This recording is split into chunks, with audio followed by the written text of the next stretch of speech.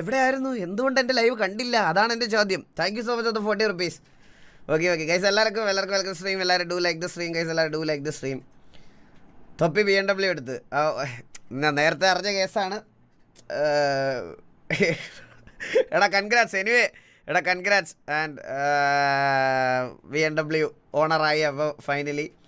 പക്ഷേ സ്റ്റിൽ ഞാൻ ഒരു കാര്യം പറയണം കേസ്, എനിക്കൊരു കാര്യം പറയണം. അതായത് അതിൽ അങ്ങനെ ഞാൻ വീഡിയോ കണ്ടായിരുന്നു, റീൽസ് കണ്ടായിരുന്നു. ബട്ട് സ്റ്റിൽ ഞാൻ ഒരിക്കലും ഇപ്പോഴും ഞാൻ കാസ്ട്രോയെ കുറ്റം പറയത്തില്ല. ലൈക്ക് അത് പേഴ്സൺ ടു പേഴ്സൺ വേരി ചെയ്യുന്നൊരു കാര്യമാണ്. നമുക്ക് ഇഷ്ടമുള്ള സാധനം വേറൊരാൾക്ക് കൊടുക്കണോ വേണ്ട എന്ന് തീരുമാനിക്കുന്നത് നമ്മൾ തന്നെയാണ്.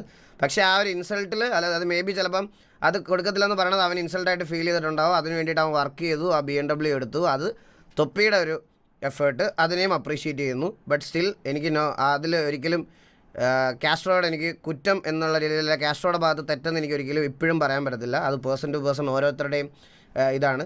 നമുക്കിഷ്ടമുള്ള കാര്യങ്ങൾ, നമ്മളെ അധ്വാനിച്ച് മേടിച്ച സാധനം ഒരാൾക്ക് കൊടുക്കണോ വേണ്ട എന്നുള്ളത് ഒരാളുടെ ഇൻഡിവിജ്വൽ തീരുമാനം മാത്രമാണ്.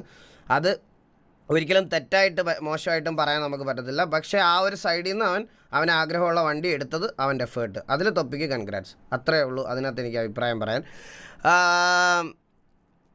Bro it's take two Abhishek bro it takes two ഞാൻ രഘുലിൻ്റെ കൂടെ കളിക്കാൻ തീരുമാനിച്ചു. രഘുലിൻ്റെ കൂടെ നമ്മളത് ചെയ്യാൻ പോവുകയാണ്. ആൻഡ് RDR ഞാൻ ഓൾറെഡി പറഞ്ഞതാണ്. First half ചന്ദനക്കട